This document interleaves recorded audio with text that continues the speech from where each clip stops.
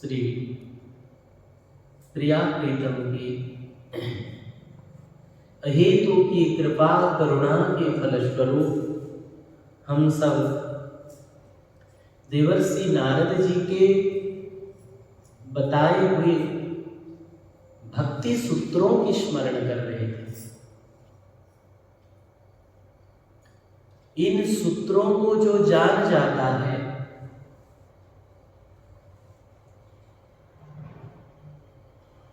वो सरलता पूर्वक शीघ्रता पूर्वक भगवान के चरणों में प्रेम को प्राप्त कर लेता है। मैं फिर ये कह दूं,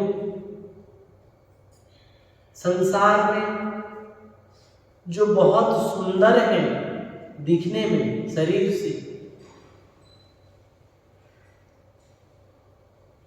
क्या वो धन्य है? क्या उनका जीवन सार्थक हो गया? नहीं। जो बड़े विद्वान हैं, पढ़े लिखे पंडित हैं, क्या उनका जीवन धन्य हो जाएगा? नहीं। जिनके पास बहुत सारी धन संपत्ति है, क्या उनका जीवन धन्य हो जाएगा? नहीं। जो बहुत उच्च जाति में, ब्राह्मण आदि जाति में ही जन्म हुआ है, क्या उनका जीवन धन्य हो जाएगा? नहीं। तो किसका जीवन धन्य होगा? किसका जीवन सार्थक माना जाएगा? चाहे वो काला कलूटा हो, असुंदर से असुंदर हो, चाहे बिना पढ़ा लिखा अंगूठा छाप व्यक्ति हो, चाहे धनहीन हो, विद्याहीन हो, रूपहीन हो,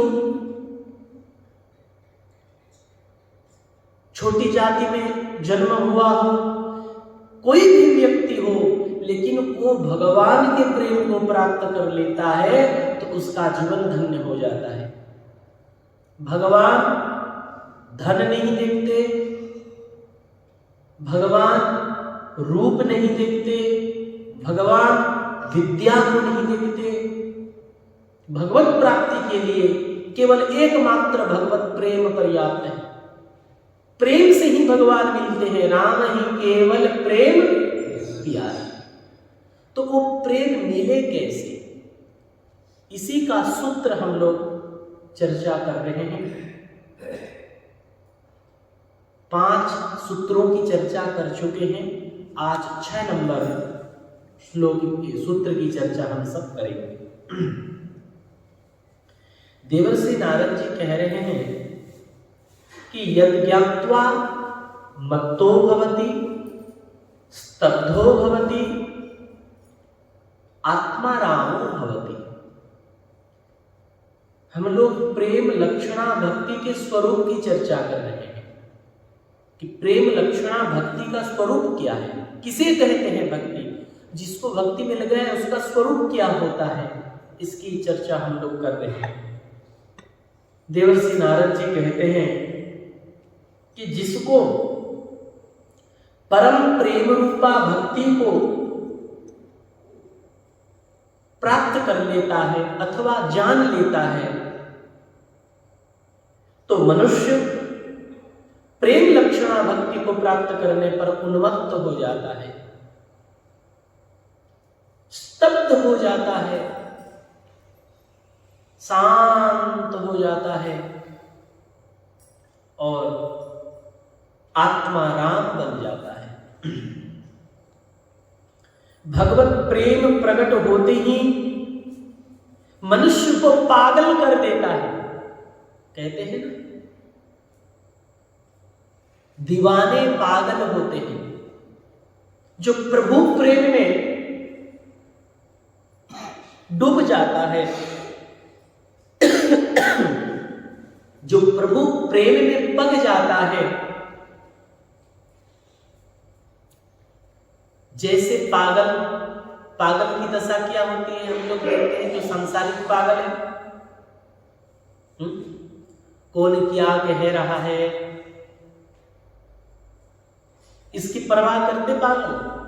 करते करते किसी से कोई मतलब नहीं, वो अपने मस्ती में डूबे रहते हैं।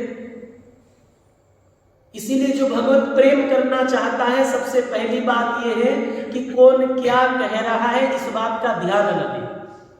किस बात का ध्यान दे? बोले जो गुरुजी कह रहे हैं, जो शास्त्र कह रहा है, जो संत सदगुरु हमें कह रहे हैं, हमें वही करना है। हमें संसारियों की बात पर ध्यान नहीं देना है। भगवत प्रेमी मीरा पग में घुंघरू बांधकर नाचती थी। एक राज परिवार की बेटी थी, एक राज परिवार के बहू थी। घर वाले मना करते थे, राणा राजा मना करता था, उनका देवर,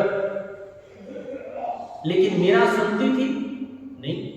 पग घुंघरू बांध मीरा नाची रे, लोग कहे मीरा भई बाबरी, बाबरी माने पागल। सास कहे कुल नासी, लेकिन मीरा न सास से लड़ती थी, न ननद से लड़ती थी, न घर वालों से झगड़ा करती थी। मीरा तो बस यही गाती रहती थी कि मेरे तो गिरधर गोपाल दूसरो न कोई। सुवन जल सींच सींच प्रेम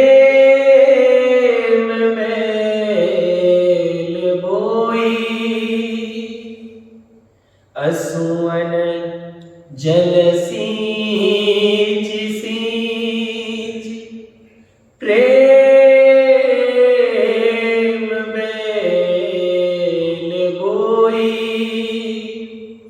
अब तो बेल फैल गई, आनंद फल होई। बेल माने लता, बेल माने लता। प्रेम रूपी लता को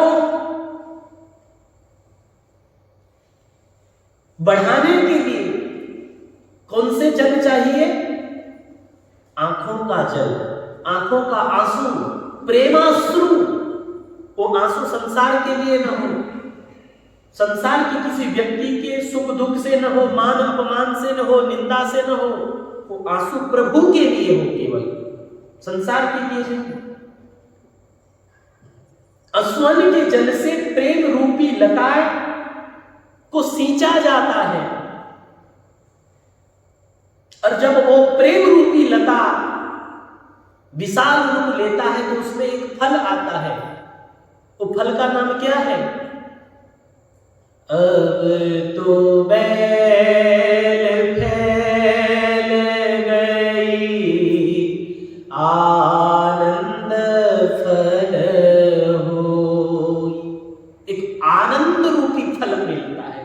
संसार से जो मिलता है उसका नाम सुख है, लेकिन याद रखना सुख के बाद दुख है। रसगुल्ला बहुत अच्छा लगता है खाने में, लेकिन बहुत खाने से दुख बनेगा, डायबिटीज होगा। संसार में जितने सुख है वो सुख उसके बाद दुख देगा, लेकिन आनंद के बाद परमानंद है, उसमें फिर आनंद घटता नहीं है। प्रेम से आनंद मिलता है, इसीलिए कहते प्रेमानंद। मीरा को कोई कहता था पागल बाबरी हो गई, कोई कहता था कुछ, लेकिन मीरा किसी का परवाह नहीं करती थी। भगवत प्रेम प्रकट होते ही मनुष्य को पागल कर देता है। अतः प्रेमी सदा के लिए प्रेम के नशे में चूर हुआ दिन रात प्रभु के गुण गाता है, प्रभु के प्रसन्नता के में डूबे रहता है, प्रभु के प्रेम में, प्रभु के गुण गाते हुए, प्रभु के नाम गाते हुए। हम जो भी अपने हाथ से सेवा करें ना, प्रभु के गुण गाते हुए, प्रभु के नाम लेते हुए करना, अन्य चर्चा नहीं। अन्य चर्चा करने से सेवा का पूरा फल नहीं मिलेगा। हम हाथ से ठाकुर जी को श्रृंगार कर रहे हैं, चाहे मंदिर झाड़ू लगा रहे हैं, चाहे बगीचा में सेवा कर रहे हैं, चाहे आप अपने घर में अपने ठाकुर जी की सेवा कर रहे हैं, या आपके गृहस्थ कर्म को भी आप घर में रसोई बना रहे हैं, ठाकुर जी का दिया हुआ परिवार है, ठाकुर जी की सेवा समझ के आप सेवा कर रहे हैं, तो सेवा करते हुए भगवान का नाम लें। तो इसमें हमको सेवा का पूरा फल मिलेगा। धीरे धीरे गुनगुनाते हुए प्रभु के प्रेम में, प्रेम के नशे में चूर हुआ दिन रात प्रभु के गुण गाता है, या तो सुनता है या तो चिंतन करता है। श्रोतव्य कीर्तितव्यश्च स्मर्तव्यश्च, या तो कीर्तन करो, कीर्तन करना नहीं आता, कैसे नहीं आएगा, जैसे अपनी वाणी में आया है। और क्या करो, बोले सुनो, बढ़िया आजकल यंत्र आदि के माध्यम से सुविधा है, मोबाइल में लगा दो और उसके साथ गाते रहो, आप भी नाम लगा दो, राधे राधे कीर्तन करते रहो। श्रोतव्य, या तो फिर चिंतन करो भगवान के रूप की, भगवान की लीला की, भगवान के धाम की याद करो। भक्त सदा प्रेम के नशे में चूर हुआ दिन रात प्रभु के गुण गाता है, सुनता है और चिंतन करता रहता है। बाहर की दूसरे बातों का उसे होश नहीं रहता। किसने हमें क्या कहा, किसने हमें क्या अपमान किया, क्या अच्छा कहा, क्या प्रशंसा किया, क्या इस बात पर प्रेमी का कोई ध्यान नहीं।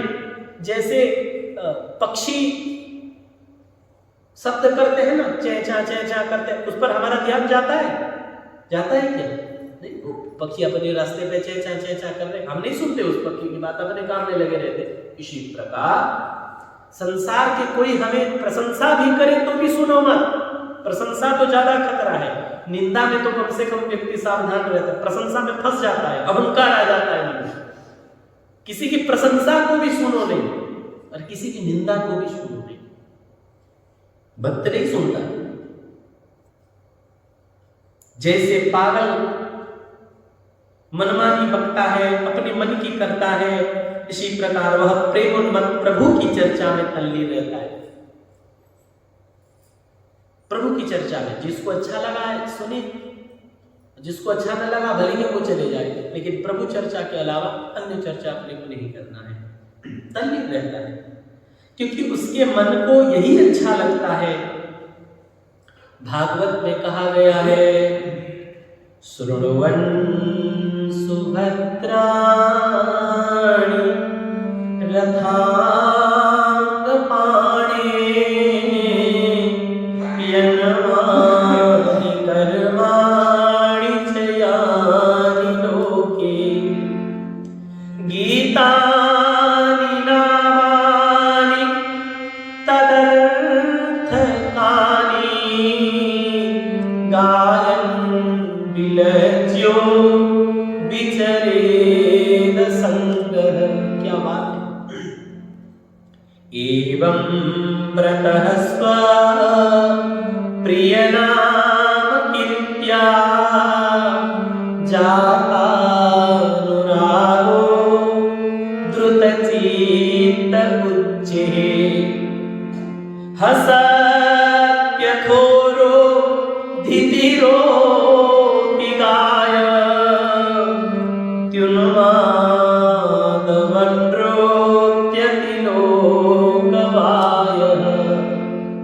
प्रेमी का दशा कैसे हो जाता है। भक्त चक्रपाणी भगवान के कल्याणकारक एवं लोक प्रसिद्ध जन्मों और कर्मों को सुनता, भगवान के कथा सुने बिना रहा न जाए, भगवान के कथा सुने बिना जिया न जाए, ऐसा हो जाना चाहिए। भगवान का कथा कैसे कथा है, भगवान का कल्याण कारक है। भगवान का कथा जो श्रवण करता है उसे कल्याण की प्राप्ति होती है। कल्याण तो भगवत कथा से ही होगा। भगवत कथा के बिना गति न हो। जैसे बिना भोजन के शरीर नहीं चलता, बिना पानी भोजन बिना, बिना पानी भोजन बिना उदर मचावे क्रांति, ऐसे बिना भजन सत्संग के मन को मिले न शांति। बिना भजन सत्संग के मिले न मन को शांति। बिना भजन सत्संग के मिले न मन को शांति। बिना भजन बिना सत्संग से मन को शांति न मिले। जैसे बिना भोजन से पेट शांत रहता है तो क्या उधर मचावे क्रांति, इसी प्रकार भजन सत्संग बिना जिया न जाए, रहा न जाए। भगवान के कथा सत्संग कल्याण कारक है, कल्याण प्रदान करने वाला, लोक प्रसिद्ध जो भगवान की कथा है, लोकों में प्रसिद्ध है। ऐसी भगवान के जन्म कर्म को सुनता हुआ और उसके अनुसार रखे गए नामों को लज्जा छोड़कर गान करता हुआ। भगवान के बहुत सारे नाम हैं,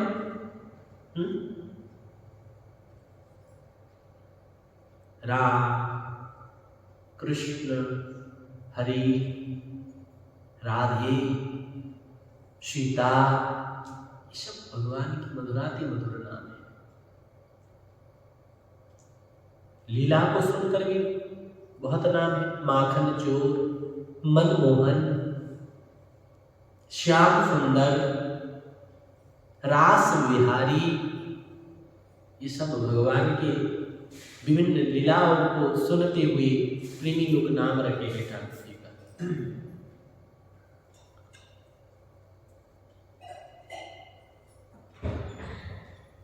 लज्जा छोड़कर उन नामों के गान करता हुआ संसार में अनासक्त होकर विचरता है। संसार में भगवान हमको भेजे हैं तो संसार में ही रहना पड़ेगा, रहता है लेकिन अनासक्त होकर रहता है। कैसे रहता है बोले, ये दिमाग में रहता है एक दिन ये सब छोड़कर मुझे कहीं जाना है। ठाकुर जी यहाँ जितने दिन दिए हैं उतने दिन हम यहाँ जो सेवा दिए वो सेवा करते हुए अनासक्त भाव से, ये मेरा है ऐसा नहीं मानना चाहिए, ठाकुर जी का है, ठाकुर जी हमें सेवा दिया हम कर रहे, ऐसे भाव से अनासक्त होकर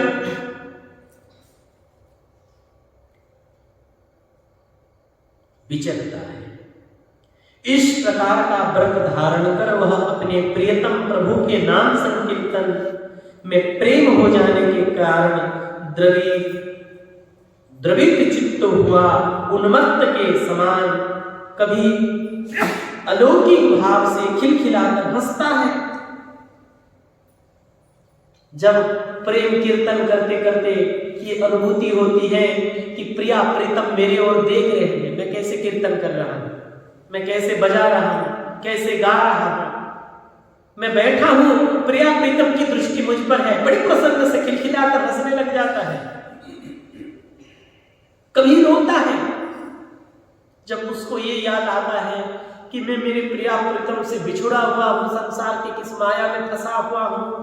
कब वो दिन आएगा जिस दिन मुझे प्रिया प्रीतम आलिंगन करेंगे, अपने हृदय से लगाएंगे, अपने पीतांबर नीलांबर से मेरे आंखों का आंसू पूछेंगे, कब वो दिन आएगा। ऐसा भाव आते आते कीर्तन करते करते फिर रोने लग जाता है,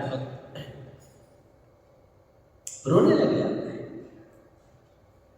तो कभी चिल्लाता है राधे श्याम, ऐसे कीर्तन करते करते बीच बीच में चिल्लाने लग जाता है कि हे किशोरी जी क्या हुआ, क्यों मेरे पुकार आप तक नहीं पहुंच रही है। मुझ में कमी है कि आप में तो कमी हो नहीं सकता। अगर मुझ में कमी है तो हे किशोरी जी मेरे कमी को आप दूर कर दीजिए अपनी कृपा करुणा से। मुझ में कमी है, मैं आपके यहाँ पहुंच नहीं सकता, सकता, तो आप में तो कमी नहीं है, आप आ जाओ मेरे पास। कमी मुझ में है ना, आप में तो नहीं है, आप में कमी हो नहीं सकता। मुझ में कमी है तो मैं आपके पास नहीं पहुंच सकता, लेकिन आप में कमी नहीं है तो आप तो पहुंच जाओ मेरे पास। ऐसा भाव आपके मन में फिर चिल्लाने लग जाता है, श्री राधे श्री श्याम, चिल्लाने। कभी हंसता है, कभी रोता है, कभी चिल्लाता है, कभी उच्च स्वर से गाने लग जाता है, और कभी कभी भगवान के सन्मुख विलज्ज होकर, लज्जा को त्याग कर, शरण को छोड़कर, निर्लज होकर महाराज नाचने लग जाता है।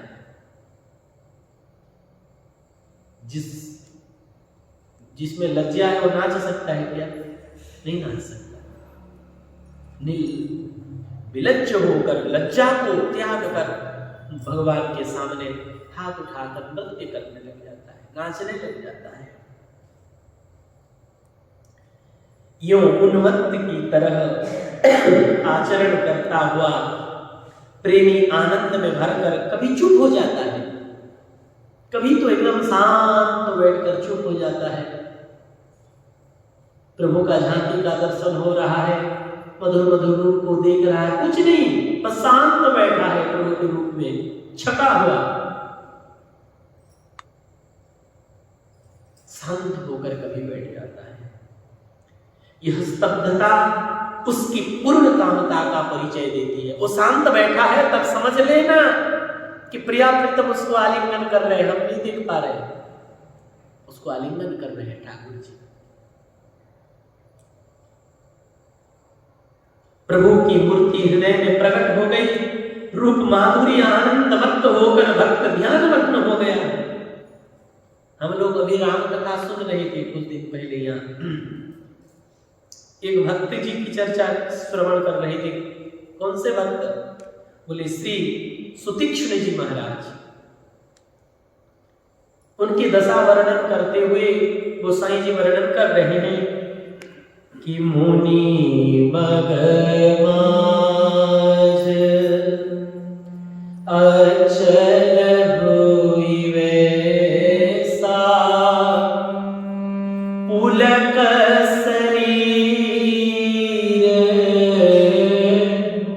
पनस फल जैसा, मुनि मगमाज। ज्यों भगवान का रूप हृदय में आ गया, शरीर पुलकित हो गया। कैसे? जैसे पनस का फल, पनस फल देखे ना, कटहल, पनस, पनस के शरीर वो पूरा फल में कैसे कांटा कांटा रोमान, ऐसे शरीर में जितने रोम है वो सब खड़ा हो जाए, शरीर रोमांचित हो जाता है, पुलकित हो जाता है। कृष्ण महाराज जी का पूरा शरीर पुलकित हो गया, प्रभु का रूप हृदय में आते ही स्तब्ध होकर बैठ गए, शांत होकर बैठ गए। नृत्य करते करते प्रभुमय बन जाने पर कैसी अवस्था हुआ करती है, उसका चित्त और शरीर सर्वदा स्तब्ध और शांत हो जाता है, आत्मा आनंदमय बन जाता है। इसी को आत्माराम कहते हैं।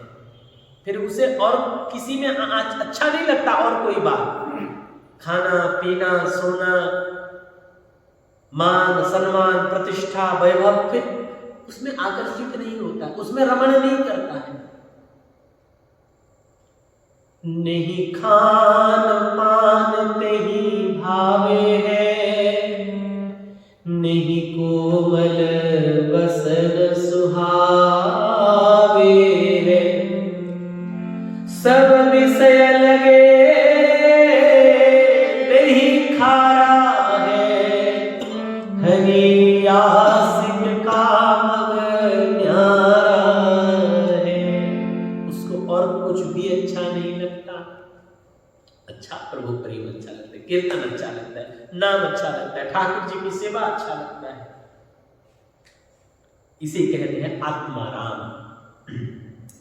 इस आत्माराम स्थिति में विषय तृष्णा तो नहीं रह ही नहीं जाती, और जो आत्माराम स्थिति को प्राप्त कर लिया उसको विषय संसार के सुख आदि की इच्छा तृष्णा प्यास नहीं रह जाती। नहीं आत्माराम विषय मृग तृष्णाम भ्रमयति। संसार में जितने सुख है ये कैसा सुख है? मृग तृष्णा है। कैसा है मृग तृष्णा, जानते हो?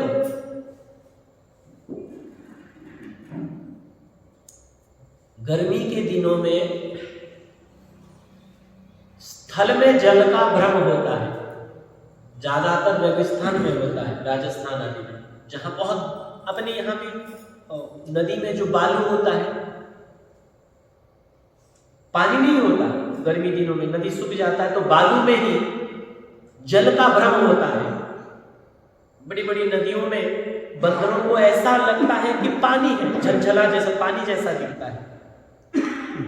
बंदर पानी पीने के लिए नदी के तपता हुआ बालू में भागते हैं, लगता है कि थोड़े आगे पानी है, थोड़े आगे पानी, और जाते जाते पूरा नदी में पार कर जाते हैं, लेकिन पानी मिलता नहीं है। यहाँ तक कि बड़े बड़े नदी में तो तपता हुआ बालू में बंदर मर जाते हैं, मर जाते हैं।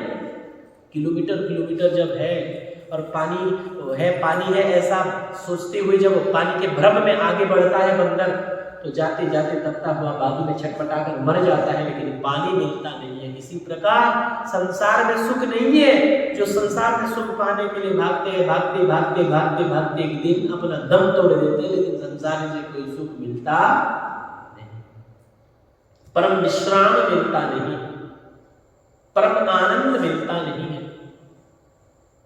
सुख दुख हानि लाभ जीवन मरण यह सब जैसे इस चक्कर में घूमते घामते जीवन खत्म हो जाता है।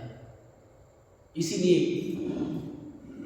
विषय में जो सुख है वो मृग तृष्णा है, सुख का भ्रम कराता है। खाने में सुख है, भ्रम कराता है, सुख नहीं है खाने में, सुख का आभास है, लगता है कि सुख मिल रहा है, नहीं है सुख।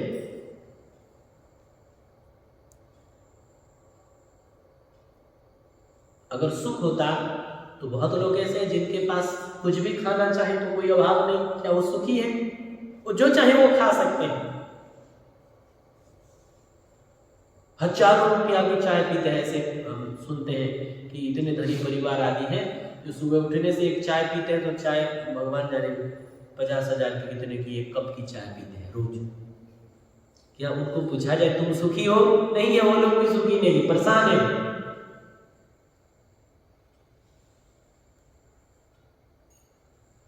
सुख का भ्रम कराता है, सुख नहीं है।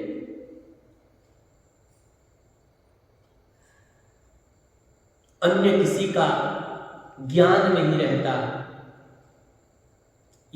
यदि प्रेमाद्वैत या रसद्वैत है, प्रियतम के साथ मिलकर प्रेमी का पृथक अस्तित्व ही लोप हो जाता है। लाल ढूंढने में गई और मैं भी हो गई लाल। राधा राधा कीर्तन करते करते कब राधा बन जाए, वो महाभाव प्राप्त हो जाएगा।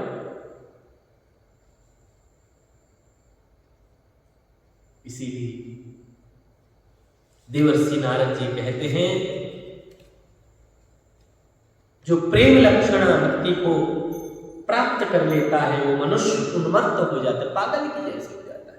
इसका वो लक्षण है, स्तब्ध हो जाता है, शांत हो जाता है और आत्माराम बन जाता है। यत् गत्वा मत्तो भवति स्तब्धो भवति आत्मारामो भवति। इसके बाद आज समय हो गया है, कल श्रवण करेंगे प्रेम में अनन्यता। प्रेम कैसा होना चाहिए इसकी कथा हम लोग कल श्रवण करेंगे। गोविंद जय